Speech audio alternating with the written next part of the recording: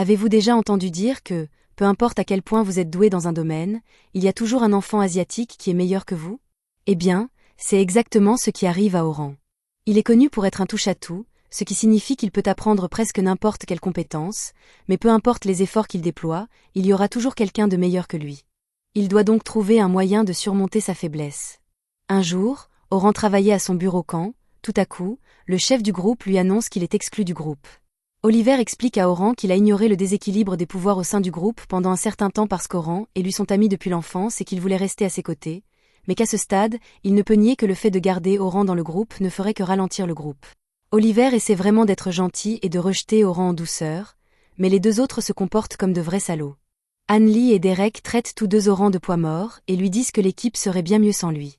Même si Oliver n'aurait jamais dit cela à voix haute, leurs accusations contiennent une part de vérité, et ils demandent donc à Oran de démissionner officiellement du groupe de héros.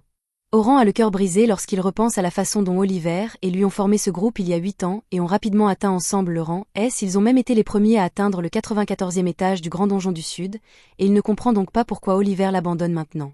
Oliver précise qu'il comprend à quel point il est important pour le groupe d'avoir un enchanteur comme Oran, capable d'utiliser la magie de soutien, mais le mois dernier, lors d'un raid conjoint, il a observé comment un autre groupe de rang S combattait avec son mage de soutien. Et pour être franc, la magie de soutien d'Oran est nulle comparée à celle de cette fille, et Oran ne peut même pas le nier car il sait que c'est la vérité. Sa magie de soutien a toujours été moyenne, peu importe combien il s'entraînait.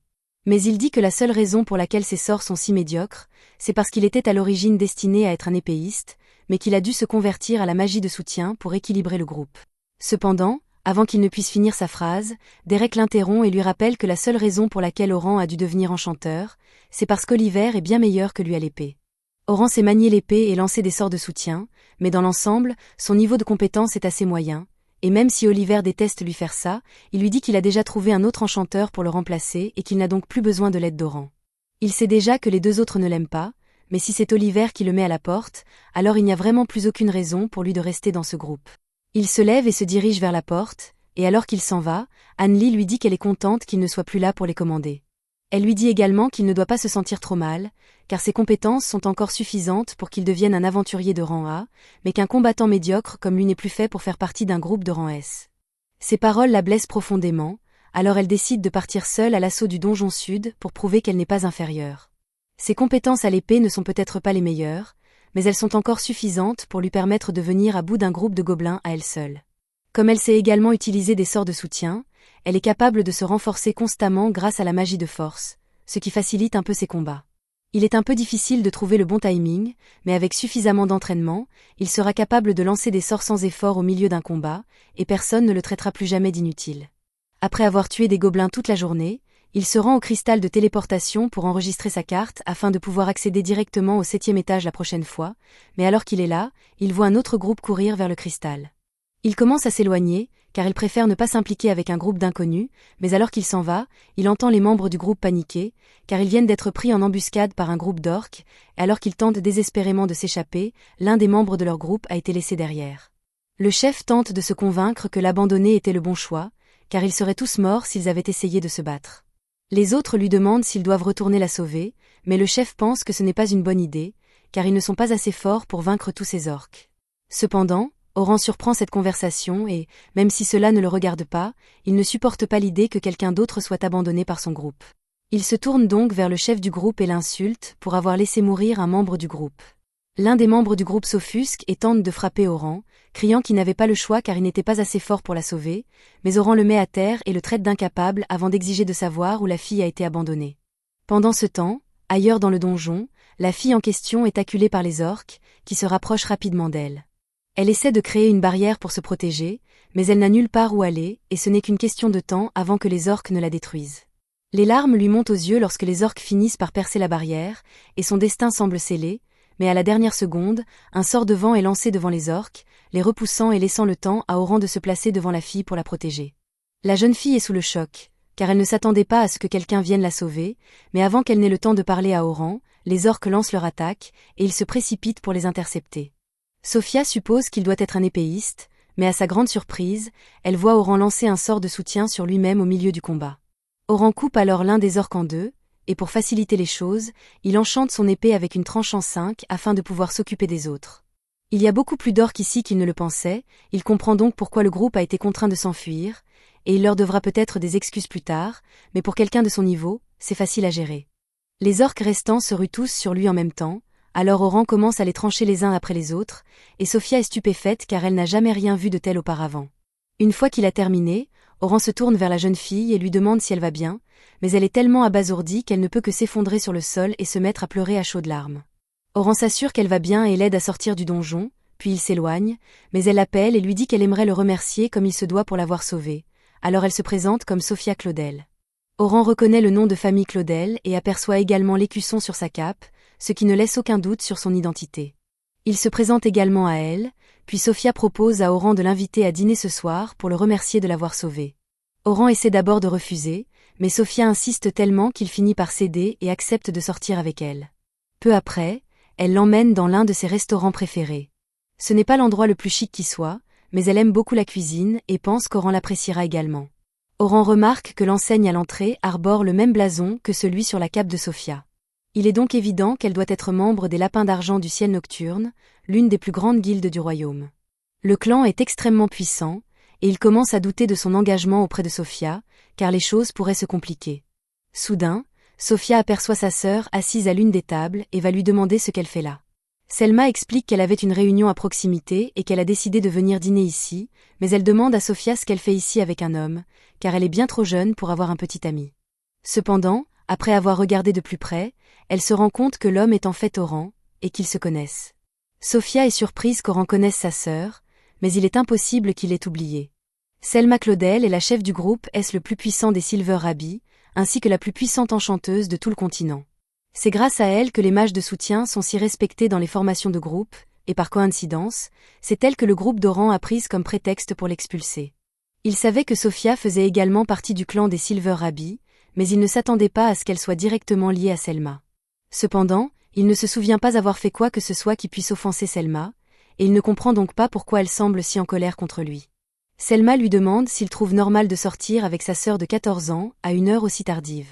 Oran comprend pourquoi Selma s'inquiète, alors il lui assure qu'elle se méprend et qu'il n'a aucun intérêt romantique pour sa sœur.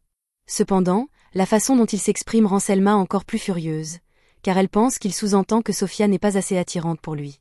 Sophia supplie Selma d'arrêter de faire une scène devant l'homme qui lui a sauvé la vie, et lorsqu'elle apprend qu'Oran a sauvé Sophia, Selma s'excuse pour son impolitesse et le remercie pour son aide. Ils s'assoient tous ensemble, et c'est la première fois qu'Oran et Selma ont l'occasion de discuter ainsi. Oran explique qu'ils se sont rencontrés lors du raid du mois dernier et que, comme ils étaient tous deux enchanteurs, ils ont passé beaucoup de temps ensemble, même si Oran se contentait principalement d'aider Selma. Selma lui dit qu'il lui a été d'une grande aide, mais que c'est normal pour quelqu'un qui fait partie du groupe du héros. Cependant, Oran lui répond qu'il ne fait plus partie du groupe du héros.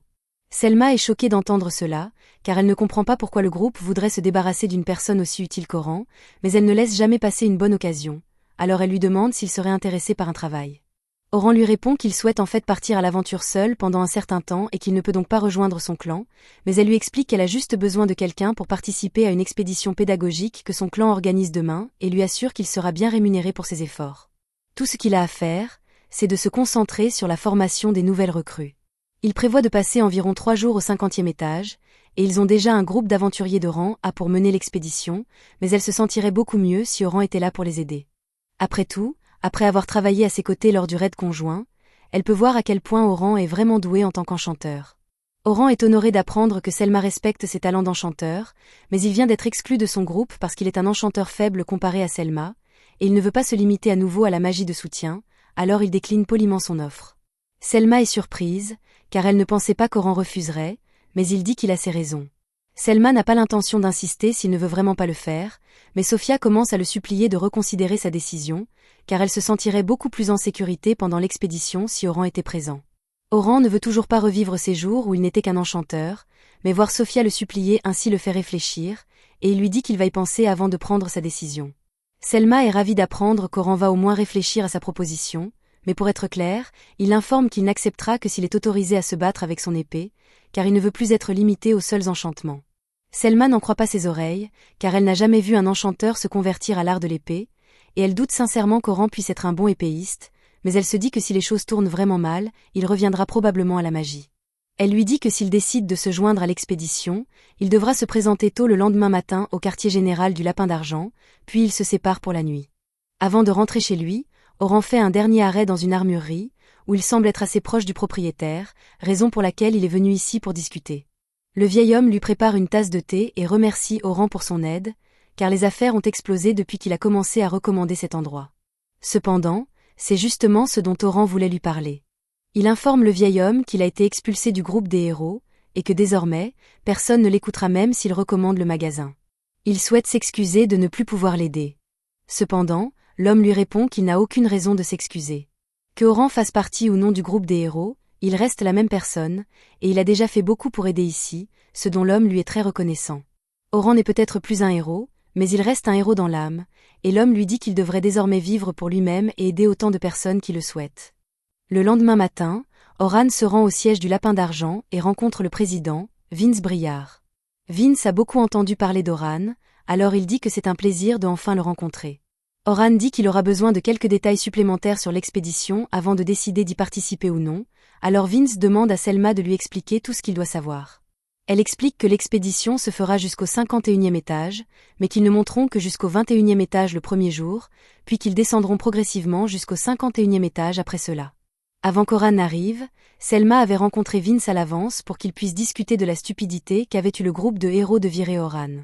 Ils ne seront plus du tout aussi forts qu'avant maintenant qu'il est parti, car sa magie de support les portait littéralement dans la plupart des batailles. Il est vrai que la puissance des sorts de soutien d'Oran est inférieure à la moyenne, mais sa vitesse d'incantation est exceptionnelle, au moins 4 fois plus rapide que celle de Selma. Et en plus de cela, il utilisait plusieurs sorts originaux en même temps, tout en analysant constamment le champ de bataille pour décider de la meilleure action à entreprendre.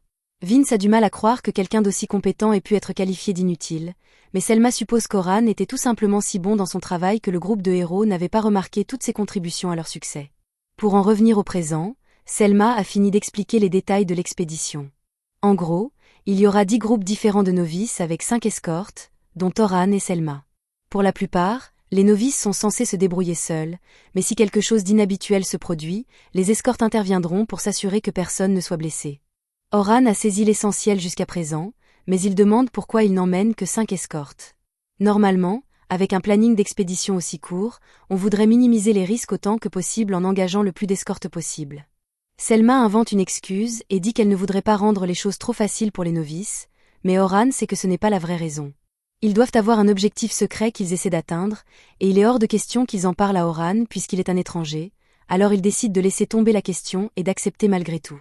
Vince le remercie d'être si compréhensif, et dans le cadre de l'accord, Oran recevra 2 pièces d'or à l'avance et 10 de plus après la réussite de la mission. Oran demande s'ils en sont sûrs, car ce qui lui paie équivaut à une année de dépenses de vie pour quelques jours de travail, mais Selma lui dit qu'il les vaut largement. Le lendemain, Oran arrive tôt à l'entrée du donjon comme convenu, et une fois sur place, il voit un groupe des nouveaux aventuriers se préparer à proximité. Quelques instants plus tard, Selma et Sophia arrivent également, et Sophia semble vraiment heureuse de voir Oran, un peu trop heureuse, si vous demandez à Selma, alors elle rappelle à Oran que Sophia a moins de 18 ans et qu'il ferait mieux de ne rien tenter avec elle. À part cela, Selma demande à Oran pourquoi il se tient si loin du reste du groupe, alors il explique qu'il ne voulait pas rendre les recrues nerveuses en se tenant trop près puisqu'elles ne l'ont jamais vu auparavant. Il a raison, mais les recrues vont devoir apprendre à connaître Oran tôt ou tard, alors Sophia propose de présenter Oran à tout le monde. D'abord, elle l'emmène rencontrer les 3 autres escortes, qui se présentent comme Anthem, Bernard et Cathy. Bernard et Anthem sont tous deux des défenseurs, tandis que Cathy est une guérisseuse. Mais Oran trouve cela un peu étrange, car il est peut-être capable d'utiliser son épée, mais Selma ne le savait pas quand elle l'a invité à se joindre à eux, ce qui signifie qu'elle prévoyait d'y aller sans attaquant de première ligne. La raison à cela est que Selma était vraiment désespérée. Après tout, les Lapins d'Argent n'ont fait aucun progrès au cours de l'année écoulée, alors elle voulait accomplir quelque chose le plus rapidement possible, même si c'est un peu risqué, mais elle n'avouera pas cela.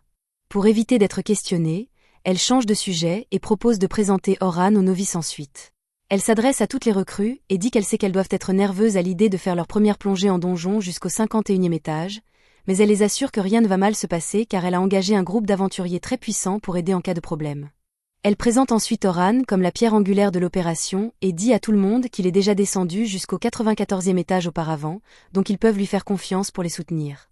Les novices sont tous impressionnés par les accomplissements d'Oran, surtout quand ils découvrent qu'il faisait partie du groupe de héros, mais Oran n'est pas habitué à autant d'attention, alors il ne sait pas comment réagir. Maintenant que tout le monde a fait connaissance avec Oran, Selma leur dit de terminer leur vérification finale de l'équipement avant de descendre dans le donjon. Elle se tourne ensuite vers Oran et dit qu'elle aimerait qu'il escorte le groupe 10 car ce sont les novices les plus prometteurs du lot, donc elle pense qu'il pourrait beaucoup apprendre en ayant Oran comme exemple. Il est ensuite présenté au groupe 10 spécial dont Selma a parlé, et il découvre que Sophia en est membre, mais il ne comprend pas pourquoi il n'y a que 3 membres dans cette équipe alors que toutes les autres en ont 4. Logan prend la parole et dit avec assurance que c'est parce qu'aucun des autres novices ne peut les suivre, alors ils ont été regroupés ensemble. Logan se présente comme l'enchantement du groupe et dit qu'un jour il surpassera Selma. Oran pense que c'est bien d'avoir de l'ambition, mais son attitude est un peu problématique. Ensuite, c'est Caroline, et elle se présente comme la défenseur du groupe, mais Oran est un peu confus parce qu'elle ne semble porter aucune armure ni porter de bouclier, d'ailleurs. Caroline explique qu'elle n'utilise pas ce genre de choses et qu'elle préfère simplement esquiver lorsque les monstres se rapprochent trop. Pour sa défense, les défenseurs de type esquive existent réellement. Sa tactique pourrait fonctionner, mais Oran la prévient qu'être un défenseur de type esquive nécessite des compétences d'esquive de niveau sécurisé, donc c'est difficile pour les débutants d'y arriver. Il demande si l'un des enseignants l'a averti de la courbe d'apprentissage, et Logan mentionne que Caroline a été avertie plusieurs fois, mais qu'elle n'a jamais écouté les conseils, et tous les deux commencent à se disputer ensuite. Oran comprend maintenant ce que Selma voulait dire quand elle a dit que ce groupe était spécial, mais du bon côté, Sophia est là aussi, et c'est l'étudiante la plus normale qu'il puisse espérer, puisqu'elle ne lui causera aucun problème. Peu après, ils entrent tous dans le donjon ensemble, et même s'ils faisaient du bruit à l'extérieur, ici ils se comportent très bien. Ils sont tous contents qu'Oran soit là, mais Caroline se demande pourquoi quelqu'un du groupe de héros rejoint leur expédition, puisque le clan du Lapin d'Argent est l'un des rivaux du groupe de héros. Oran précise qu'il n'est plus membre du groupe de héros, et Caroline est choquée d'entendre cela, alors elle lui demande pourquoi. Oran ne veut pas admettre qu'il a été viré, alors il lui dit de s'occuper de ses affaires. Malgré tout, Caroline continue de parler sans s'arrêter et mentionne que Sophia n'arrêtait pas de se vanter d'avoir rencontré Oran l'autre jour. Sophia est un peu gênée, mais elle pense vraiment qu'Oran est extraordinaire et elle est très heureuse qu'il ait finalement décidé de venir. Quelques minutes plus tard, alors qu'ils marchent dans la grotte, un groupe de loups apparaît soudainement derrière eux. Normalement, ils devraient s'arrêter pour leur faire face, mais Oran n'est pas inquiet car il a déjà laissé un tas de pièges derrière eux en entrant, donc tous les monstres qui essaieraient de les surprendre seront instantanément neutralisés. De cette façon, ils n'auront pas à perdre de temps à surveiller leurs arrières, mais je commence à comprendre pourquoi Oran a été qualifié d'inutile, parce qu'il ne dit à personne qu'ils gardent pratiquement leurs arrières tout seuls. Alors qu'ils progressent dans le donjon, Oran a l'occasion d'observer comment les novices se battent, et il est honnêtement impressionné. Il pensait initialement que Logan n'était qu'un novice au gros ego, mais il a en fait de bonnes compétences d'enchanté. S'il peut maintenir sa production pendant les combats plus longs, alors il pourrait facilement rejoindre un groupe de rang A. Cependant, pour quelqu'un qui est censé être le chef de groupe, il est absolument terrible pour donner des instructions, mais il s'améliorera probablement avec le temps. Quant à Caroline, elle a la vitesse nécessaire pour être un défenseur de type esquive, mais elle est un peu trop agressive, car dès qu'elle voit un monstre, elle charge droit dessus. Techniquement, c'est son travail de défenseur, mais cela semble quand même un peu trop téméraire à Oran.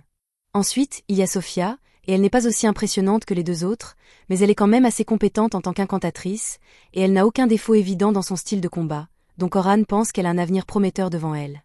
Heureusement, le reste de l'expédition s'est déroulé sans problème, et à la fin du premier jour, ils avaient réussi à atteindre le 21e étage du donjon.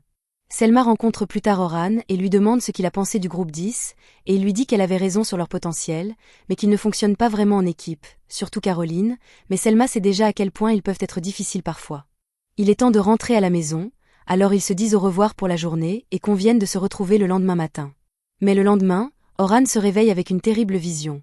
Le groupe de héros a officiellement rendu public son renvoi, et cela signifie que tout le monde dans la ville en est maintenant au courant. Il savait que cela finirait par arriver, mais il aurait souhaité que ce soit après la fin de l'expédition, car tous les étudiants l'admiraient parce qu'ils pensaient qu'il était membre du groupe de héros, donc s'ils découvrent qu'il a été banni, leur opinion sur lui sera sûrement diminuée. Quoi qu'il en soit, il va devoir gérer cela, alors il se dirige vers l'entrée du donjon pour le 2e jour de l'expédition. Cependant, alors qu'il marche dans la rue, Luna l'interpelle soudainement. Elle est également membre du groupe de héros, et elle a toujours été très gentille avec lui quand il parlait, mais elle était absente lors d'une sortie quand Oran a été viré. Il sait qu'elle l'aurait défendu si elle avait été là, alors il se demande si les choses se seraient passées différemment dans ce cas, mais il est inutile de spéculer maintenant. Luna lui demande de revenir dans le groupe de héros car ils ont besoin de sa force, et Oran est surpris d'entendre cela, alors il lui demande si les autres partagent son opinion. Mais elle dit qu'elle ne l'a pas encore dit aux autres. Elle est venue le trouver parce qu'elle sait à quel point Oran était important pour leur équipe. Elle est sérieuse dans son désir de le ramener, mais Oran a déjà pris sa décision. Il ne veut pas retourner dans le groupe de héros, et même s'il le voulait, avec les nouvelles déjà dans l'œil du public, cela n'aurait pas de sens pour lui de revenir maintenant. Luna n'a pas encore lu le journal d'aujourd'hui, donc elle ne sait pas ce qu'il dit de lui, mais elle lui rappelle qu'ils ont promis de conquérir le grand labyrinthe ensemble. Mentionner cela évoque beaucoup de souvenirs douloureux pour Oran, alors il retire sa main et dit que lui, Luna et Oliver ont fait cette promesse il y a longtemps. Pourtant, Oliver est celui qui l'a viré, donc cela n'arrivera plus jamais. Il avait toujours espéré qu'ils resteraient amis tous les trois pour toujours, mais il n'est plus possible de revenir à la situation d'avant. Alors qu'Oran se dirige vers l'entrée du donjon, il s'inquiète de ce que les enfants penseront de lui après avoir vu l'article, car il est indiqué qu'il a été exclu du groupe des héros pour être trop faible. Lorsqu'il arrive au point de rendez-vous, il trouve tous les élèves en train de murmurer entre eux à propos de l'article. Il se demande pourquoi Oran ne leur a pas dit qu'il avait été exclu du groupe, mais avant qu'il ne puisse lui dire quoi que ce soit, Selma arrive. Elle s'excuse auprès d'Oran car elle l'a beaucoup vanté hier devant les enfants en disant qu'il était membre du groupe des héros, sans savoir qu'il avait été exclu. Oran lui dit qu'il n'y a pas besoin de s'excuser, puisque c'est un peu sa faute d'avoir été vague sur ce qui s'est passé. De toute façon, qu'il ait été exclu ou non, il reste vrai qu'Oran est descendu jusqu'au 94e étage et qu'il s'est parfaitement bien débrouillé hier, donc il n'y a aucune raison pour qu'il doute de ses capacités à cause d'un article stupide. Caroline et Sophia ont toujours une confiance totale dans les capacités d'Oran, mais Logan, en revanche, ne semble plus si sûr. Il demande à Oran si ce que dit l'article est vrai, et il confirme que c'est plus ou moins exact. Il a bien été exclu du groupe des héros pour être trop faible, mais « faible » est un terme relatif, alors Oran les assure qu'il est toujours plus que capable de les conduire en toute sécurité jusqu'au 51e étage. Mais si les autres ne semblent pas avoir de problème avec cela, Logan est convaincu qu'Oran doit être un bon à rien. Ils entrent dans le donjon, et le plan est d'atteindre le 35e étage avant la fin de la journée. En tant que superviseur, Oran n'a pas le droit de les aider activement avant qu'ils n'atteignent le 31e étage, donc jusqu'à là, il doit juste observer et être prêt au cas où il ferait une erreur. Mais vu leur talent, ils parviennent à gérer les étages inférieurs sans trop de difficultés. Une fois qu'ils arrivent enfin au 31e étage, Oran prend le rôle de leader et se place en avant-garde, mais soudainement, il dit à tout le monde de s'arrêter car il sent des monstres plus loin. Ils prennent donc tous des positions de combat et se préparent à affronter les gobelins. Il demande à Caroline de passer à l'attaque en première, alors elle se précipite immédiatement, mais elle s'est un peu surestimée et pourrait avoir besoin d'un peu d'aide. Oran est sur le point de demander à Logan de lui lancer quelques améliorations, mais avant même qu'il ne puisse dire quoi que ce soit, Logan a déjà commencé à incanter car il ne pense pas que cela vaille la peine d'attendre les instructions d'Oran. Après tout, s'il n'est pas un héros, alors n'importe qui pourrait faire ce qu'il fait. Oran peut deviner ce que pense Logan, mais cela ne le dérange pas, alors il se tourne plutôt vers Sophia, et malheureusement, il semble qu'elle soit confrontée à un ORC. Elle est trop effrayée pour bouger car elle a encore un traumatisme d'avoir failli être tuée dans le donjon, mais Oran n'a pas l'intention d'intervenir pour l'instant. Logan pense qu'Oran est un enseignant raté pour ne pas sauver Sophia quand elle est en danger. Alors il s'apprête à la sauver lui-même, mais c'est à ce moment-là qu'il remarque qu'Oran a secrètement lancé un affaiblissement d'agilité sur l'ORC pour donner plus de temps à Sophia pour se ressaisir. Il l'assure ensuite qu'elle est plus que assez forte pour gérer une menace comme celle-ci car elle n'est pas seule comme la dernière fois. Elle a Caroline, Logan et lui pour la soutenir si quelque chose tourne mal. Et avec le regain de confiance qu'Oran lui a donné, Sophia parvient à lancer un javelot de feu avancé pour réduire l'ORC en miettes. Oran est surpris car il ignorait qu'elle était capable d'utiliser de la magie avancée, et Caroline trouve Sophia incroyable d'avoir réalisé un tel mouvement. Oran félicite Sophia pour ce travail bien fait, mais Logan est encore incrédule car la façon dont Oran a géré la situation était exceptionnelle. Surtout le fait qu'il ait pu lancer un affaiblissement d'agilité instantanément tout en le cachant, et cela n'a aucun sens que le groupe des héros ait exclu Oran alors qu'il possède de telles compétences, alors il ne sait plus quoi croire. Le groupe finit par atteindre le 35e étage, mais là, ils sont confrontés à une tarentule géante. Logan panique un peu car il sait qu'aucun d'entre eux n'est assez fort pour affronter cette chose seul. Il s'apprête à suggérer qu'il devrait battre en retraite, mais soudainement, Oran lui dit de lancer des améliorations d'agilité, de magie et d'endurance sur les autres pour qu'ils puissent attaquer. Logan pense que c'est fou de seulement envisager d'attaquer cette chose, mais Caroline a déjà couru sur la ligne de front pour l'affronter. Il essaie de la poursuivre, mais Oran lui dit d'attendre car, en tant que soutien, il serait désavantagé s'il allait devant. Oran appelle alors Caroline et lui dit de sauter par-dessus l'araignée pour pouvoir attaquer son dos, et alors qu'elle le fait, elle parvient à infliger de très bons coups. L'araignée est maintenant focalisée uniquement sur elle, alors Oran lui demande de continuer à attirer son attention, mais en veillant à éviter de toucher son venin. Son agilité est la seule raison pour laquelle elle parvient à distancer l'araignée, alors Oran dit à Logan de maintenir le sort d'amélioration pendant que Sophia lance son sort d'attaque. Une fois que Sophia a fini d'incanter, elle lance plusieurs coupes d'air sur l'araignée, sectionnant 4 de ses pattes et la faisant s'écraser au sol. Cependant, la bataille n'est pas encore terminée. Oran dit à Logan de lancer une autre amélioration de force et d'agilité sur Caroline. Au début, il ne comprend pas pourquoi, mais un instant plus tard, l'araignée crache du fil et commence à tirer Caroline vers sa bouche. C'est pourquoi Oran avait demandé à Logan de lancer l'amélioration de force à l'avance, pour permettre à Caroline de se libérer par elle-même. Mais il s'avère qu'elle est encore un peu trop faible, même avec l'amélioration, alors Oran lance secrètement une amélioration de tranchant sur son dague, et le supplément de puissance de coupe est suffisant pour que Caroline parvienne enfin à s'échapper. Après cela, Oran dit à Sophia de frapper l'araignée avec une balle de roche pour en finir, et ainsi, l'araignée est finalement vaincue. Oran félicite tout le monde pour ce travail bien fait, et après cela, ils remontent tous à la surface. Demain sera le dernier jour de leur expédition, où ils feront la grande poussée jusqu'au 51e étage, alors Selma dit à tout le monde de veiller à bien se reposer ce soir. Alors qu'Oran s'apprête à partir pour la journée, il est soudainement interpellé par 2 autres superviseurs, mais ils ne sont pas là pour créer des problèmes. Il voulait juste demander à Oran de dîner avec eux. Ils ont l'air sympathiques, et il n'a jamais vraiment eu l'occasion de leur parler pendant l'expédition, alors il accepte de les accompagner et ils se rendent tous ensemble à la taverne. Pendant ce temps, Sophia, Caroline et Logan sont dans une calèche qui rentre chez eux, mais Logan a beaucoup de choses en tête après tout ce qu'il a vu faire à Oran. Il se rappelle que Sophia a mentionné qu'Oran l'avait sauvé d'un groupe d'orques, alors il lui demande si elle se souvient de la façon dont Oran combat. Sophia dit qu'elle ne faisait pas vraiment attention, mais elle se rappelle que lorsqu'il a atterri, il y a eu une énorme rafale de vent, et après cela, il a lancé une sorte d'enchantement sur son épée avant de tailler les orques en pièces. Logan suppose que le sort dont elle parle doit avoir été un enchantement de tranchant, et ceux-ci sont difficiles à réaliser car ils agissent sur les armes et non sur les humains. En plus de cela, il trouve étranger qu'Oran ait utilisé une épée pour attaquer alors qu'il est si compétent en magie. Sophia admet qu'elle ne sait pas non plus pourquoi il fait cela, mais elle se rappelle avoir entendu dire qu'il s'était récemment converti en attaquant. Logan a été déçu quand il a appris qu'Oran avait été banni du groupe des héros, et il a aussi été en colère contre lui pour avoir trahi ses attentes, mais il avait complètement tort. Non seulement Oran a fonctionné comme un soutien parfait, mais il a aussi utilisé un affaiblissement d'agilité sur un ORC, ce qui est bien plus difficile qu'on ne le pense. Les affaiblissements sont complètement différents des améliorations régulières, et même Selma les utilise rarement car ils sont si difficiles à lancer.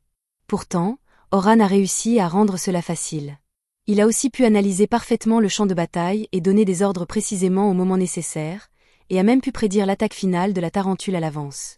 Il était bien meilleur que n'importe quel enchanteur que Logan ait jamais vu, donc cela n'a aucun sens pour lui de passer à un rôle d'attaquant. Caroline demande si Oran est au moins fort quand il utilise une épée, et Sophia le confirme car sinon il n'aurait pas pu éliminer les orques qu'il avait attaqués à l'époque. Logan réalise qu'Oran doit être un génie pour être si compétent à la fois en magie et en escrime, alors il sait qu'il n'a aucun espoir de le surpasser, mais cela ne signifie pas qu'il va abandonner. Il se jure de faire de son mieux pour apprendre tout ce qu'il peut d'Oran et devenir assez fort pour un jour égaler sa force. Pendant ce temps, du côté d'Oran, lui et les autres sont actuellement en train de dîner ensemble à la taverne, et ils adorent à quel point la nourriture est bonne ici. Les autres lui demandent ce qu'il faisait pour s'amuser dans le groupe des héros, mais Oran leur dit qu'il n'a jamais vraiment eu beaucoup de temps pour s'amuser car il était chargé de toutes les courses et du travail fastidieux du groupe. C'est assez déprimant, et si c'est le cas, alors cela rend l'article disant qu'Oran est inutile encore pire car on dirait qu'il était littéralement le pilier du groupe. Ils lui disent qu'il devrait simplement ignorer ces ingrats du groupe des héros, et entendre les autres le défendre ainsi compte beaucoup, alors Oran les remercie pour leur soutien. Cela dit, ils ont encore quelques questions qu'ils aimeraient lui poser car, d'après ce qu'ils savent, Oran était un enchanteur quand il était dans le groupe des héros, et selon Selma, il était sacrément bon, alors ils se demandaient pourquoi il était passé à un rôle d'attaquant de première ligne. Oran explique qu'il est passé à l'épée après avoir quitté le groupe des héros, car c'est ce qu'il a toujours voulu faire. Il dit qu'il était un épéiste dans le groupe des héros et que c'était toujours son rêve de devenir le meilleur du monde, alors il a été incroyablement heureux quand il a obtenu cette position. Son ambition venait du fait qu'il regardait son grand-père se battre avec une épée tout le temps, alors il voulait pouvoir faire des choses incroyables comme lui. Si c'est le cas, alors il demande pourquoi il a choisi de devenir enchanteur en premier lieu, mais ce n'était pas vraiment quelque chose qu'Oran voulait faire. Au début du groupe des héros, une fois qu'ils ont commencé à s'aventurer dans les étages inférieurs, les monstres auxquels ils faisaient face sont devenus beaucoup plus forts, alors ils ne pouvaient pas continuer à avancer avec leur composition de groupe actuelle. C'est vers cette époque que l'influence de Selma a commencé à se répandre, alors leur groupe a décidé qu'il devait avoir un enchanteur, et comme Oran est quelqu'un qui peut à peu près tout apprendre, le rôle lui est revenu. Cela semble assez dur, mais le bon côté des choses, c'est que le sacrifice d'Oran est ce qui leur a permis d'atteindre le 94e étage. Cependant, Oran leur dit que ce n'était pas réellement une bonne chose. Oui, son changement leur a fait progresser plus vite, mais la meilleure chose à faire aurait été d'y aller doucement et de construire progressivement leur force car ils n'étaient pas prêts pour ce qui les attendait au 94e étage, et il sait pertinemment qu'il n'y a absolument aucune chance que le groupe des héros dépasse cet étage tel qu'il est actuellement, et même tenter serait stupide. Les autres sentent qu'Oran est devenu un peu tendu à ce moment-là, alors ils changent de sujet et lui demandent quel genre d'épéiste il veut devenir. Oran leur dit qu'il aspire à être un épéiste polyvalent, quelqu'un qui peut traverser même les étages inférieurs tout seul. Les autres sont étonnés car ils n'ont jamais entendu parler d'un rêve comme celui-là, mais si c'est Oran, ils sont sûrs qu'il pourrait y parvenir. Le lendemain, nous voyons le groupe des héros se diriger droit vers le donjon, et nous nous rappelons comment Oran avait dit qu'il serait stupide de leur part d'essayer de dépasser le 94e étage tel qu'ils sont maintenant. Oui, on dirait qu'ils s'apprêtent à faire quelque chose de stupide.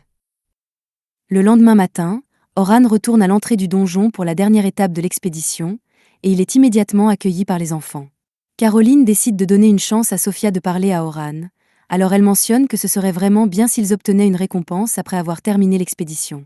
Elle pousse ensuite doucement Sophia pour lui rappeler qu'elle voulait demander à Oran de rejoindre officiellement leur guilde, mais juste au moment où elle s'apprête à le dire, Selma appelle soudainement Oran, donc il est obligé de s'éloigner pour l'instant.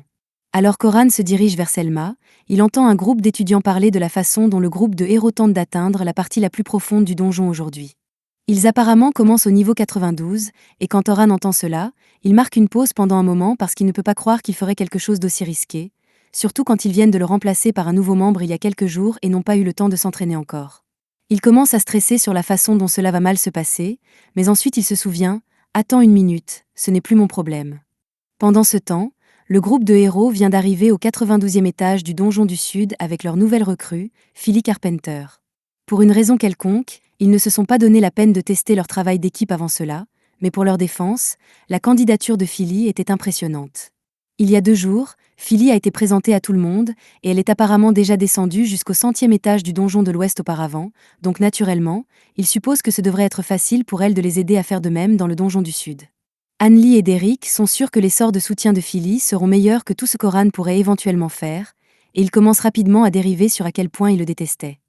Derek et Anneli étaient particulièrement agacés puisqu'Oran ne les laisserait jamais organiser des fêtes extravagantes, même s'ils ont des tonnes d'argent sur le compte bancaire du groupe, et les entendre parler comme cela soulève déjà des drapeaux rouges pour Philly parce que ces deux-là donnent l'impression qu'ils seraient fauchés maintenant si Oran n'avait pas géré leurs finances. Oliver intervient et dit à tout le monde d'arrêter de parler d'Oran parce qu'aujourd'hui est censé être pour accueillir Philly dans le groupe. Juste à ce moment, Luna fait irruption parce qu'elle venait d'apprendre qu'Oran avait rejoint l'expédition des Silver Rabbis. Alors imaginez sa surprise quand elle a découvert que les autres avaient déjà remplacé Oran sans la consulter d'abord. Elle leur a demandé pourquoi Oran est avec les Silver Rabbis maintenant, et Derek et Anneli peuvent à peine croire qu'Oran a réussi à rejoindre une guilde aussi prestigieuse en seulement quelques jours, mais cela ne change rien parce qu'il n'est plus membre de leur groupe. Au début, quand Luna a entendu cela, elle a pensé qu'Oran avait abandonné l'idée de porter le groupe parce qu'il le retenait, mais Derek déclare fièrement que c'est eux qui l'ont viré. Luna est à court de mots parce qu'elle n'a pas entendu parler d'une décision aussi stupide depuis le drame des Zen Kingsman. Elle leur rappelle qu'Oran était littéralement le noyau de leur groupe, et sans lui, ils ne seraient jamais arrivés aussi loin pour commencer, mais les autres refusent de l'accepter. Derek dit que peu importe à quel point Luna pense du bien d'Oran, il sera toujours un perdant de bas étage d'un enchanteur, et en plus, il est déjà parti, donc il n'y a pas de raison de se plaindre maintenant. Luna n'aime pas cela, mais elle sait qu'il n'y a aucun moyen de convaincre Oran de revenir maintenant, donc elle serre les dents et accepte qu'ils l'ont perdu. Les autres interprètent le silence de Luna comme signifiant qu'elle est finalement d'accord avec eux, donc Oliver décide de faire 2 décisions stupides à la suite et annonce qu'il veut tester la synergie de Philly avec le groupe au niveau 92, et si cela se passe bien, alors ils passeront au 94e étage pour battre leur record. Luna s'oppose immédiatement à l'idée parce qu'elle aime être en vie. Elle dit à Oliver que s'il veut tellement tester les capacités de Philly, alors il serait mieux de le faire à l'un des étages inférieurs, comme le niveau 30, pour la sécurité, mais ils la regardent tous comme si elle venait de commencer à parler une langue étrangère. Avec à quel point ces gars sont stupides. Je suis surpris qu'ils aient tenu aussi longtemps pour commencer, et pour une raison quelconque, ils ne semblent pas saisir à quel point il est dangereux d'essayer d'entraîner un nouveau membre de l'équipe à un étage qu'ils ont à peine battu la dernière fois. Derek et Hanley admettent que c'était juste la dernière fois, mais ils sont sûrs qu'Oran est la seule raison pour laquelle ils ont eu du mal à l'époque, donc avec quelqu'un comme Philly qui est forcément 1000 fois meilleur, il ne devrait y avoir aucun problème. Luna est toujours contre cela parce qu'il y a un dragon noir à cet étage, elle ne veut pas être rôtie vive, mais Oliver lui dit qu'ils vont faire cela qu'elle le veuille ou non, et elle n'a pas le droit de refuser. Pour être honnête, elle aurait probablement dû quitter à ce moment-là, mais elle ne voulait pas encore abandonner le groupe, donc elle est allée avec, et cela se passe aussi mal qu'elle le pensait. Le groupe est actuellement face à un mammouth géant, qu'ils n'auraient normalement aucun mal à vaincre, mais quand ils essaient de l'attaquer, l'épée d'Oliver ne fait absolument aucun dégât. Derek peut à peine bloquer l'une des attaques du mammouth, et la magie de feu d'Hanley pourrait tout aussi bien être un tas de cierges magiques. Aucun d'eux ne comprend ce qui se passe puisqu'ils pensaient que leurs attaques deviendraient plus fortes maintenant qu'ils ont Philly qui lance les sorts d'amélioration, mais c'est exactement le contraire. Philly peut à peine maintenir ses améliorations sur le groupe, et comme elle est complètement préoccupée, elle ne peut pas analyser le champ de bataille pour leur donner des instructions, donc c'est à eux de prendre des décisions par eux-mêmes, et si vous avez fait attention à leurs antécédents, ils sont à 0 et 3 pour les bonnes décisions. Les neurones d'Oliver recommencent enfin à fonctionner alors qu'il réalise que lui et les autres du groupe sont en fait bien plus faibles qu'il ne le pensait, mais il ne comprend toujours pas pourquoi. Pendant tout ce temps, Luna s'est juste tenue à l'écart en regardant tout se dérouler, et elle s'apprête à expliquer où ils ont fait erreur maintenant que la réalité a frappé tout le monde, mais soudainement, ils entendent tous un rugissement terrifiant alors que quelque chose s'approche d'eux, et c'est le dragon noir qui inquiétait Luna. Le dragon atterrit, écrasant le mammouth en un instant et faisant tomber tout le monde, donc Luna crie qu'ils doivent s'enfuir, mais apparemment Derek et Hanley manquent toujours de neurones. Parce que même s'ils viennent de voir la chose éliminer d'un coup le mammouth qu'ils avaient du mal à endommager, ils pensent encore qu'ils ont une chance de le battre, et Oliver rejoint leur optimisme délirant. Ils ont vaincu le dragon une fois auparavant, donc ils supposent qu'ils devraient pouvoir le refaire, mais c'était seulement parce qu'Oran était ici avec eux, et il semble qu'ils ne comprennent toujours pas cela. Derek court devant pour tenter de bloquer l'une des boules de feu du dragon, mais il ne savait pas à quoi il s'engageait parce que immédiatement ce feu l'a frappé, il a été envoyé au sol comme une tranche de pain brûlé. Luna se précipite immédiatement pour commencer à le soigner, et Philly est paralysée par la peur, regrettant chaque décision qui l'a conduite à rejoindre ce groupe. Hanley tente de lancer un javelot de feu sur le dragon et elle réussit, mais cela pourrait avoir en fait des dégâts négatifs parce que le dragon était complètement unaffected et elle reste abasourdie. Grâce à sa petite attaque de flamme, le dragon a maintenant les yeux sur elle, donc il lance une boule de feu sur Hanley et elle essaie de se cacher derrière un rocher pour sécurité, mais elle est tout de même projetée en arrière de plusieurs mètres. Oliver fait une crise de panique en regardant tout mal tourner, donc Luna lui crie de se ressaisir parce qu'ils ont tous besoin de s'échanger avant qu'il ne soit trop tard. Il revient enfin à ses sens et convient que Luna a raison, mais ils ont un petit problème sur les bras parce que le dragon charge un souffle de feu et Derek et Hanley sont toujours inconscients. Luna demande à Oliver de lui gagner du temps pendant qu'elle soigne ces deux-là, donc il appelle Philly pour la sortir de sa torpeur et lui ordonne de lui lancer autant d'améliorations que possible. Philly fait comme instruct, donc Oliver commence à charger son attaque ultime. Cependant, lorsque la frappe d'Oliver entre en collision avec la boule de feu du dragon, elle est complètement annulée, et il est également envoyé voler en arrière. Oliver sombre dans le désespoir parce que si même son attaque la plus forte n'a pas pu endommager le dragon, alors que sont-ils censés faire? Luna est déçue de voir Oliver dans un état d'esprit aussi faible, même s'il est censé être le leader, mais puisque les choses en sont arrivées là, elle dit que leur seule option est d'utiliser la porte capricieuse qu'ils gardent pour les urgences. La porte capricieuse est un objet magique qui peut forcer la création d'une connexion entre les niveaux du donjon, permettant aux aventuriers de voyager d'un étage à un autre instantanément, mais c'est risqué parce que vous êtes téléporté dans la salle du boss d'un autre étage et le numéro de l'étage est complètement aléatoire. Philly pense que c'est trop dangereux puisque dès qu'ils passeront, ils devront affronter le boss d'un autre étage, mais ce n'est pas comme s'ils avaient une chance de battre le dragon s'il reste, donc ils vont devoir utiliser la porte et prier pour qu'il soit envoyé à l'un des étages plus faciles. Oliver active la porte et après avoir ramassé Derek et Hanley, il se prépare à sauter à travers, mais à la dernière seconde, le dragon bloque soudainement leur chemin avec un mur de feu, et alors qu'il charge vers eux, il finit par passer à travers la porte à la place. Après que le dragon est parti, Derek pousse un soupir de soulagement parce qu'ils n'auront plus à s'en occuper, mais Luna crie que c'est la pire chose qui puisse arriver. Oliver réalise bientôt que cela signifie que le dragon doit avoir été téléporté vers une zone de boss aléatoire dans le donjon, donc il est tout à fait possible qu'un tas de débutants soient sur le point de rencontrer un dragon à cause d'eux. Luna dit à tout le monde qu'ils doivent retourner à la guilde et les avertir pour qu'ils puissent forcer la téléportation de tous les aventuriers dès que possible. Toutes les cartes de guilde sont dotées d'une fonctionnalité qui permet de transporter de force les membres enregistrés hors du donjon en cas d'urgence, donc c'est leur meilleure chance pour s'assurer que personne ne soit blessé. Oliver est un peu inquiet parce qu'ils sont sûrs de recevoir une tonne de pénalités de la guilde pour ce gâchis, mais s'assurer que personne ne soit blessé est plus important pour lui, donc il se prépare à retourner à la guilde immédiatement. Cependant, Luna lui rappelle qu'Anli et Derek sont encore trop faibles pour marcher, donc il va devoir attendre qu'elles finissent de les soigner avant de pouvoir partir.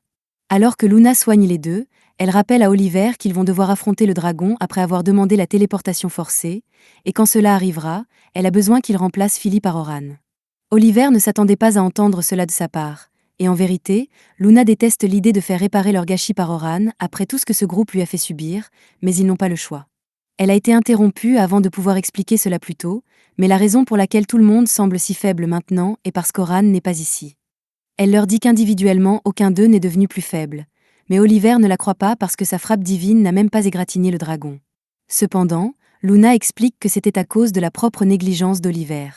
La force d'un sort de soutien dépend du lanceur tandis que la durée dépend de la résistance magique du receveur, et Oliver a justement une très haute résistance magique, donc les sorts de Philly ne durent qu'environ 1 minute pour lui avant qu'elle ait besoin de les relancer. Cela n'a jamais été un problème pour Oran, puisqu'il était capable de bien suivre les minutages des sorts. Oliver argue que Philly devrait être capable de faire la même chose puisqu'elle a plus de talent en tant qu'enchanteur qu'Oran n'en avait, et Luna est d'accord que le talent inné d'Oran en tant qu'enchanteur était en dessous de la moyenne, mais c'est exactement pourquoi il a créé plusieurs sorts originaux pour compenser ses faiblesses.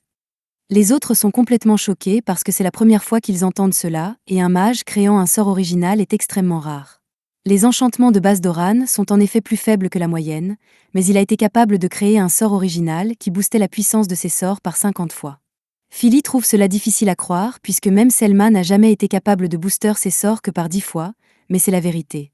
La frappe divine d'Oliver fonctionne en accumulant de l'énergie et en la relâchant d'un coup, et en théorie, s'il avait passé plus de temps à accumuler de l'énergie, il aurait pu faire des dégâts au dragon, mais il s'est tellement habitué aux améliorations d'Oran, rendant la compétence plus efficace, qu'il a commencé à fournir moins d'efforts, et il en va de même pour Anli. Elle s'est tellement habituée aux améliorations d'Oran qu'elle a pris l'habitude de n'utiliser que des sorts de niveau intermédiaire au lieu de ceux avancés, parce qu'ils étaient plus faciles à lancer. En plus de cela, les sorts d'Oran fonctionnent aussi sur l'équipement, donc toutes leurs attaques et défenses sont devenues extrêmement dépendantes de la magie d'Oran sans qu'ils ne s'en rendent compte. Tous leurs neurones reviennent soudainement à la vie alors qu'ils réalisent enfin à quel point Oran était vital pour le groupe, mais peu après, l'intelligence d'Oliver prend une chute vertigineuse alors que son ego prend le dessus, et il se convainc que sa défaite du dragon une fois avant n'avait rien à voir avec Oran. Même si nous pouvons clairement voir Oran porteur l'équipe dans le flashback. Concernant Oran et les autres, aujourd'hui est le dernier jour de l'expédition, donc ils vont commencer au 36e étage et progresser jusqu'à ce qu'ils atteignent le 50e étage, après quoi ils se téléporteront tous hors du donjon en sécurité. Cela semble assez simple, mais pour une raison quelconque, Oran a un mauvais pressentiment à propos de tout cela. Il est vrai qu'ils vont affronter des monstres que les nouvelles recrues ne peuvent pas gérer seules, mais avec tous les superviseurs, y compris lui, participant activement, cela devrait être faisable. Pourtant, il ressent un terrible sentiment venant du donjon aujourd'hui, et il n'arrive pas à mettre le doigt dessus. Il continue d'essayer de penser à une raison possible, mais il est ensuite distrait par les enfants qui l'appellent par excitation, et contrairement à son meilleur jugement, il décide de mettre ses inquiétudes de côté pour l'instant. Caroline ne cesse de demander à Oran des conseils pour améliorer ses compétences de combat, puisqu'elle veut tuer autant de monstres que possible, mais Oran lui dit qu'il y a une limite à ce qu'elle peut faire tant qu'elle est encore une débutante. Il lui rappelle que son travail en tant que défenseur est de protéger le groupe, donc elle ne devrait pas être trop focalisée à foncer en tête tout le temps, mais elle dit que ce n'est pas amusant comme ça. Logan intervient et dit à Caroline d'être reconnaissante des conseils d'Oran, puisque même Albert disait la même chose, mais entendre ce nom attire l'attention d'Oran car Albert Sensible était le célèbre aventurier d'élite de la guilde du Lapin d'Argent. Il est mort l'année dernière en affrontant le dragon noir au 92e étage, et Caroline semble en savoir beaucoup à ce sujet car Albert est apparemment mort en protégeant l'un de ses coéquipiers, même si c'était le travail du défenseur, et elle ne veut pas laisser quelque chose comme cela arriver à son équipe, c'est pourquoi elle court toujours devant les autres. Oran peut voir à son regard qu'il y a un traumatisme profond là-dessous, et il n'est pas payé pour être un thérapeute, donc il fait juste semblant de ne pas avoir vu cela et essaie de passer à autre chose, mais à ce moment-là, Sophia prend la parole et demande à Oran s'il a des conseils à lui donner puisqu'elle veut savoir sur quoi elle devrait s'améliorer, et Logan demande aussi quelques conseils. Un peu plus tard, ils sont tous entrés dans le donjon, et pendant qu'ils font une pause, Selma s'approche d'Oran pour mentionner qu'elle pense que c'est bien à quel point les enfants se sont ouverts à lui récemment. Il admet qu'il était un peu inquiet de la façon dont il pourrait le traiter après la parution de cet article de journal, mais ils l'ont tous accepté malgré tout. Selma se souvient d'avoir entendu Oran et les enfants parler d'Albert plus tôt, donc elle parle de combien sa perte a été dévastatrice pour les lapins d'argent. Après cela, Oran et le groupe du héros sont allés vaincre le dragon noir, mais c'était incroyablement difficile. Donc Oran savait qu'Albert n'était pas mort parce qu'il était faible, c'était juste un concours de circonstances malheureux. Selma continue en parlant de la difficulté à trouver quelqu'un d'assez compétent pour combler le vide laissé par Albert dans la guilde, et Oran sait qu'elle essaie d'utiliser cela comme une opportunité pour le recruter, mais il n'est pas intéressé. Il lui dit qu'un groupe n'a pas besoin de 2 enchanteurs, et Selma comprend cela, mais puisqu'Oran a dit qu'il se mettait à l'escrime, elle pense toujours qu'il serait un atout précieux pour l'équipe. Après cela, la mission commence officiellement et tout le monde est informé du plan avant de se mettre en route. Oran et les autres sont assignés au groupe 10, donc ils sont tout à la fin de la formation, mais cela signifie juste qu'ils sont considérés comme les membres les plus prometteurs du groupe. Sophia est un peu nerveuse puisqu'ils sont pratiquement seuls ici à l'arrière, mais Oran dit que c'est une expérience nécessaire car, avec la complexité que peut avoir la disposition d'un donjon, ils vont devoir apprendre à s'y orienter seuls au cas où ils seraient séparés du reste du groupe. Logan est d'accord avec Oran, mais Caroline n'aime toujours pas l'idée de potentiellement se perdre ici-bas. Oran dit que c'est pourquoi il est important de passer du temps à rassembler des informations pour la plonger dans le donjon à l'avance, surtout avec des cartes de la disposition du donjon, pour ne pas être pris au dépourvu par des surprises. Dans ce cas, Caroline demande à Oran de partager certaines de ces informations avec eux, puisqu'il est allé plus loin dans le donjon que tous les autres réunis, et ils aimeraient en apprendre un peu sur les étages les plus profonds du donjon. Oran ne voit pas de mal à en parler, donc il dit aux enfants que les étages inférieurs commencent officiellement autour du 76e étage, et les étages à partir de là sont généralement sur le thème de la glace ou de la neige. Quant aux étages les plus profonds, ceux-ci ne commencent qu'à partir du 91e étage, mais il a à peine la chance d'expliquer quoi que ce soit à leur sujet parce que les autres l'interrompent sans cesse avec des questions. Pendant ce temps, à la surface, Luna arrive à la guilde des aventuriers avec le reste du groupe du héros, et elle demande immédiatement à rencontrer le maître de guilde parce qu'elle a quelque chose d'important à lui dire. L'une des réceptionnistes, Eleanor, informe Luna que le maître de guilde est actuellement en réunion, donc elle va devoir attendre un moment si elle veut le rencontrer, mais Luna lui dit frénétiquement qu'il n'y a pas de temps à perdre parce qu'ils ont besoin de téléporter de force tout le monde hors du donjon immédiatement. De retour dans le donjon, le groupe continue de voyager à travers le donjon, mais ils commencent tous à avoir le sentiment que quelque chose ne va pas ici. Premièrement, ils n'ont vu aucun monstre depuis un moment, et avec une salle aussi grande, il aurait dû y en avoir une tonne. Logan demande à Oran si c'est généralement comme ça à cet étage, mais il n'a jamais rien vu de tel auparavant. C'est presque comme si les monstres avaient tous peur de quelque chose, mais il ne sait pas ce que cela pourrait être. Caroline commence à être frustrée puisqu'elle a vraiment envie de combattre quelque chose, et par chance, il se trouve qu'il y a un gobelin solitaire à proximité, donc elle charge immédiatement dessus. Oran essaie de l'avertir de s'arrêter parce que ce gobelin est assez fort pour l'éliminer d'un coup, mais Caroline l'ignore complètement, donc Oran est obligé de la sauver et affaiblit le gobelin afin de lui donner assez de temps pour le vaincre. Caroline annonce alors joyeusement qu'elle a vaincu le gobelin, mais les autres lui disent que ce qu'elle vient de faire était extrêmement téméraire. Au début, elle s'en moque, mais ensuite ils lui font remarquer que si Oran n'avait pas été là, elle aurait pu se mettre en danger, et alors Sophia et Logan auraient été forcés d'aller la sauver, donc elle aurait mis la sécurité de son groupe en danger. Caroline réalise qu'elle avait tort et s'excuse pour son erreur, mais tant qu'elle est plus prudente à l'avenir, Oran ne lui en tiendra pas rigueur. En fait, puisque Caroline aime tant combattre des monstres même si elle est une défenseur, Oran lui propose de lui apprendre une technique spéciale appelée défense active.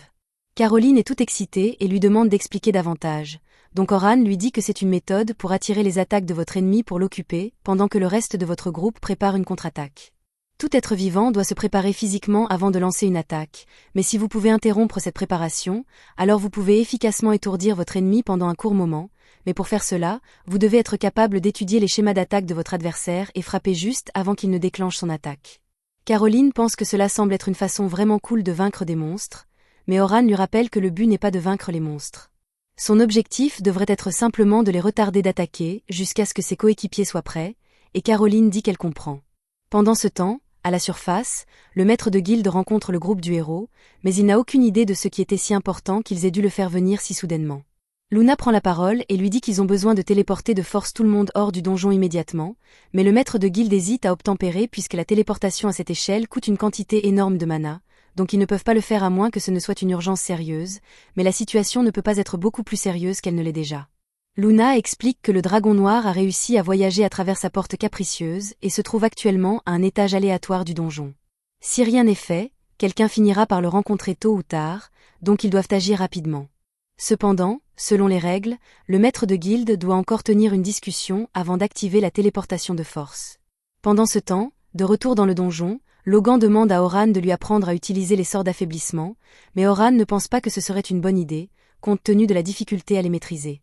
L'efficacité d'un sort d'affaiblissement dépend largement de la résistance magique de la cible, donc pour que Logan l'utilise efficacement, il aurait besoin à la fois de maîtriser la nuance du sort et d'apprendre la résistance magique individuelle de chaque monstre dans le donjon. En plus de cela, la magie d'affaiblissement n'est pas particulièrement efficace contre les monstres des étages profonds, donc ce n'est pas pratique à apprendre comme compétence principale. Cependant, Horan connaît une astuce qui pourrait lui être utile.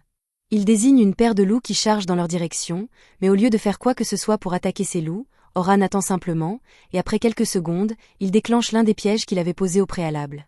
Les autres sont étonnés puisqu'ils n'ont jamais rien vu de tel auparavant, donc Horan explique que c'est une simple astuce qui est utile pour empêcher les ennemis de s'approcher furtivement du groupe pendant qu'ils progressent dans le donjon, et Logan ferait bien d'apprendre la technique puisqu'il est du devoir d'un enchanteur de maintenir l'avantage sur le champ de bataille pour son groupe. Horan se tourne ensuite vers Sophia et lui dit que si elle veut devenir plus forte, alors elle devrait apprendre à utiliser l'incantation parallèle. Elle est déjà capable d'utiliser des sorts de grade spécial, mais ce genre de sort prend du temps à activer, donc elle devrait apprendre comment incanter en parallèle. Elle pourrait commencer à incanter un second sort à mi-chemin du premier, pour réduire les temps d'arrêt. Cela demandera un peu d'effort à maîtriser, mais n'importe qui peut apprendre à incanter au moins 2 sorts à la fois avec suffisamment de temps, donc Horan lui dit d'essayer une fois la mission terminée. Il dit qu'elle pourra probablement demander à Selma de lui apprendre plus tard, et il a raison à ce sujet, mais elle dit qu'elle préférerait en fait qu'Horan lui apprenne. Il est surpris de l'entendre dire cela, et il aimerait refuser, mais il ne peut pas dire non à un visage comme celui-là, donc il accepte de l'entraîner plus tard. Pendant ce temps, à la surface, les préparatifs pour la téléportation de force sont enfin prêts, donc une fois que le sort sera pleinement chargé, le maître de guilde initiera la téléportation. Après cela, il dit qu'il veut que le groupe du héros retourne dans le donjon et vainque le dragon noir, mais ils se raidissent tous en entendant cela parce qu'ils savent qu'il n'y a aucun moyen qu'ils puissent battre cette chose. Anneli essaie de trouver une excuse sur le fait qu'ils aient besoin de temps pour se remettre de leur précédente bataille, mais Luna la coupe et dit au maître de guilde qu'ils retourneront dans le donjon pour tuer le dragon dès que possible. Cependant, il y a une demande. En bas dans le donjon, le groupe finit par arriver à la salle du boss de l'étage, et puisque celui-ci est un peu trop avancé pour les recrues, les superviseurs vont s'en occuper seuls. Horan se dirige vers les lignes de front avec le reste des superviseurs, et dès que la bataille commence, il se précipite en avant pour distraire le troll pendant que tout le monde prépare une attaque. Horan contrôle magistralement le mouvement sur le champ de bataille, et grâce à lui, ils ont réussi à éliminer le troll en quelques minutes, donc tout se passe vraiment bien. Cependant, du côté du groupe du héros, la situation est vraiment mauvaise. Ils sont sur le chemin du retour vers le donjon avec Luna en tête, mais les autres sont confus quant à la raison pour laquelle elle a demandé au maître de guilde de téléporter d'abord les personnes des étages 40 à 50. Luna explique que c'est parce qu'Horan est probablement à l'un de ces étages, et ils vont avoir besoin de son aide s'ils prévoient de vaincre le dragon. Du côté d'Horan, lui et les autres sont enfin arrivés à la salle du boss du 50e étage, et ils viennent de vaincre le monstre crabe ici, donc la mission est officiellement terminée. Cependant, juste au moment où Horan pensait pouvoir enfin se détendre, l'espace au-dessus de tout le monde commence à se fissurer, et le dragon noir apparaît soudainement, laissant tout le monde terrifié. Selma et les autres superviseurs restent tous sans voix, car ils savent à quel point ce dragon est dangereux, et même Horan ne sait pas comment gérer cela, car il n'y a aucun moyen pour eux de vaincre cette chose dans leur état actuel. La seule véritable option qu'ils ont est d'essayer de passer devant le dragon ou d'atteindre le cristal de téléportation, mais c'est plus facile à dire qu'à faire, surtout quand tout le monde est trop terrifié pour même bouger. Les monstres ciblent généralement les grandes foules, ils seront donc probablement les premières victimes du dragon, et Horan sait que cela signifie qu'il peut survivre s'il s'enfuit seul, mais il n'est absolument pas question qu'il abandonne ses enfants. Il décide donc de tenter sa chance et de combattre le dragon noir jusqu'à la mort. Il crie aux autres superviseurs et leur ordonne de faire tout leur possible pour garder les enfants en vie. Ils sortent ainsi de leur torpeur et prennent une position défensive tandis qu'Horan charge le dragon. Comme Horan l'avait prédit, le dragon dirige sa boule de feu droit sur le groupe, et même s'ils ont déjà érigé une barrière, ils savent tous qu'elle ne pourra pas encaisser un souffle de dragon pareil.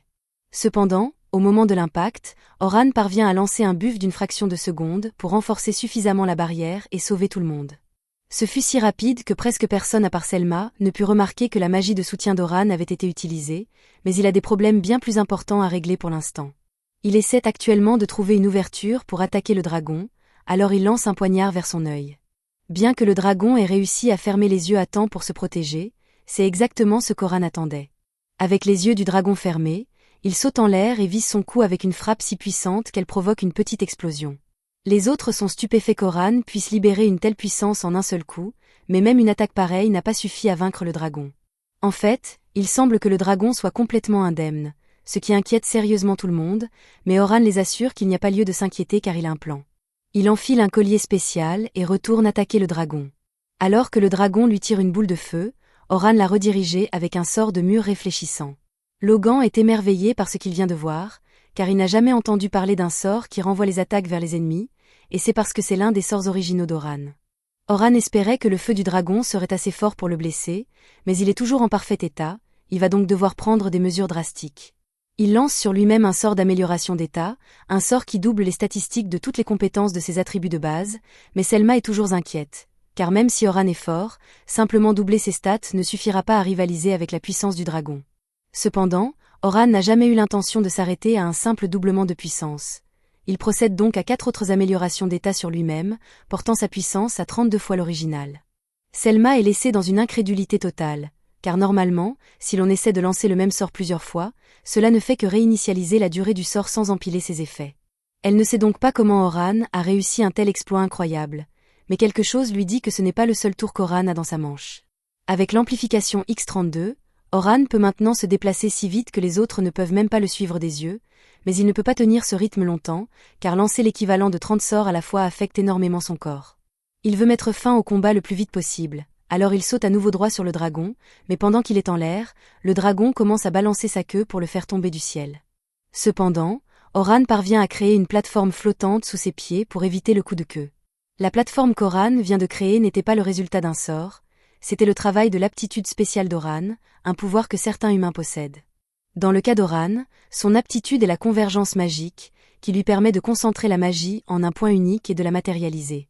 Il est également capable d'utiliser la magie brute pour se propulser dans les airs, son aptitude est donc extrêmement polyvalente au combat, mais cela ne signifie pas qu'elle est exclusive à Oran. Oliver possède aussi la même aptitude, mais au lieu de l'utiliser pour la mobilité, il s'en sert pour renforcer ses attaques. Oran lance une série de buffs sur son épée alors qu'il s'apprête à frapper à nouveau, et cette fois, il parvient en effet à infliger des dégâts décents au dragon, mais la tension due au maintien de tous ces buffs commence à le rattraper. Selma voit qu'Oran lutte sur le terrain, mais les autres superviseurs ne sont pas assez forts pour rivaliser avec le dragon, et même si elle rejoignait le combat sans eux, elle ne pense pas qu'elle serait d'une grande aide pour Oran.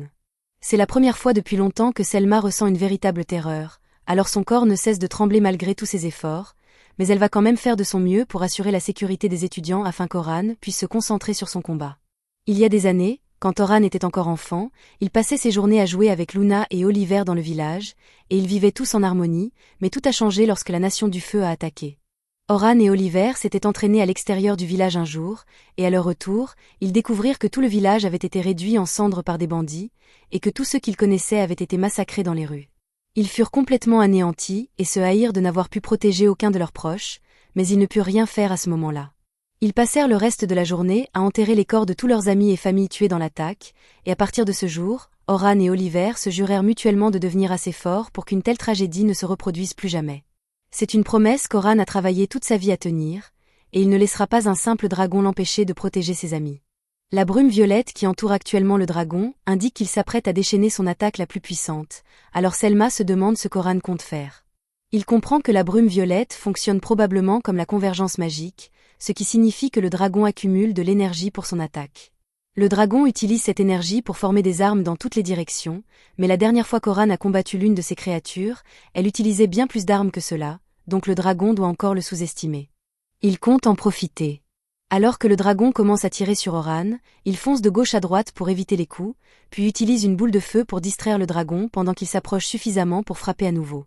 Malheureusement, avec l'énergie supplémentaire accumulée par le dragon, ses écailles sont devenues trop dures pour qu'Oran les transperce. Pour empirer les choses, Oran a à peine le temps de respirer, car le dragon le bombarde constamment d'attaques de mana. Il dresse alors un mur de pierre pour se protéger, mais cela ne fonctionne pas aussi bien qu'espéré car le dragon a pu faire ricocher une de ses lances autour du mur, laissant Oran complètement vulnérable. Heureusement, Oran avait prélancé un sort de mur réfléchissant pour ce genre de situation, mais il aurait vraiment pu mourir à l'instant. Les autres continuent de regarder en retenant leur souffle, espérant la victoire d'Oran, mais Selma ne pense pas que ce sera si facile, car bien qu'Oran ait réussi à suivre le rythme du dragon jusqu'ici, il n'a pas encore porté de coup décisif. Combattre en solo est bien plus dur qu'Oran ne le pensait, car autant il déteste son ancien groupe pour l'avoir trahi, autant il ne peut nier qu'ils étaient très utiles. La dernière fois qu'ils affrontèrent un dragon, Derrick et Luna bloquèrent toutes ses attaques de mana, Nelly assura un tir de couverture parfait, et l'éclair divin d'Oliver fut assez fort pour terminer le travail. Mais sans eux ici, Oran est pratiquement obligé de faire tout leur rôle à la fois. Il sait que ce ne sera pas facile, mais l'échec n'est pas une option pour lui, il va donc devoir trouver un moyen d'y arriver. Il commence à utiliser les techniques de défense active qu'il a enseignées à Caroline pour déséquilibrer le dragon et perturber son schéma d'attaque, tout en l'éloignant pour qu'il ne dirige pas d'attaque vers les étudiants. Une fois à une distance sur des autres, Oran déchaîne une large gamme de sorts d'explosion de feu sur le dragon, tous en même temps. Le dragon reste largement indemne, mais Oran savait déjà que cela ne suffirait pas à l'éliminer définitivement, c'est pourquoi il a apporté quelques modifications à ses sorts de boules de feu il y a un instant. Il les a modifiés et transformés en pièges qui absorbent le mana ambiant pour se réactiver à intervalles réguliers avec une intensité accrue, ce qui signifie qu'ils continueront à frapper le dragon encore et encore jusqu'à ce qu'Oran annule le sort. Les explosions grignotent une grande partie de la santé du dragon, mais il refuse de tomber et finit par détruire tous les cercles magiques. Heureusement, Oran a encore quelques tours dans son sac, et comme c'est Oliver qui a porté le coup final la dernière fois avec la taille divine, Oran décide de faire la même chose avec sa propre version de la technique. Alors que le dragon lance une boule de feu vers lui, Oran déchaîne sa taille divine, et pour s'assurer qu'elle ne soit pas bloquée, il lance un sort de déflagration d'impact dessus au moment où elle entre en contact avec le feu du dragon, permettant à la taille d'aller plus loin avec plus de force jusqu'à ce qu'elle finisse par frapper le dragon de plein fouet. Cela provoque une énorme explosion, un morceau du dragon tombe bientôt au sol, laissant tout le monde croire qu'Oran a réussi à l'abattre, mais au contraire, le dragon est toujours bien vivant. Il s'avère qu'il a sacrifié sa queue pour bloquer la taille d'Oran, ce à quoi Oran ne s'attendait pas du tout, mais avec le recul, il aurait dû s'y attendre de la part d'un boss si puissant. Le dragon commence à tirer encore plus d'explosions sur Oran, qui se met à courir pour les esquiver, mais en plein milieu, la durée de ses buffs expire, sa force est donc revenue à la normale. Selma voit cela, et essaie d'aider Oran en lançant son propre buff d'état sur lui, mais Oran l'annule immédiatement et lui dit de rester en dehors de ça, car ses buffs ne sont pas assez forts pour faire la différence dans cette situation. Il lui dit de se concentrer sur la protection des étudiants, car il se débrouille parfaitement seul avec le dragon, et en disant cela, il lance un autre quintuple boost d'état sur lui-même avant de frapper le dragon avec un sort de choc tonnerre boosté. La force de l'explosion projette le dragon hors du ciel, et alors qu'il s'écrase au sol, les autres se demandent si Oran a enfin réussi à le tuer, mais non, le dragon est toujours en vie. Oran a du mal à croire que le dragon ne soit pas encore mort, car il commence à manquer de tours à sortir. Son épée a déjà dépassé sa limite et se brise dans les mains d'Oran, mais le dragon est aussi à bout de force, donc une dernière bonne attaque devrait suffire à l'achever. Oran laisse tomber son épée brisée et décide de sortir son atout maître. Il lance son sort de destruction et invoque sa grande épée d'un noir pur, une arme que personne d'autre ne l'a jamais vue utiliser. Le sort de destruction comprime de la magie hautement amplifiée sous la forme d'une épée équivalente à un sort de rang spécial. Oran saute alors sur le dragon pour un affrontement final, mais au lieu de le charger de front, il rebondit sur des dizaines de murs réfléchissants dispersés sur tout le champ de bataille pour s'accélérer avant de frapper finalement le dragon par-dessus et de l'achever une fois pour toutes. C'était la fin de l'épisode 6.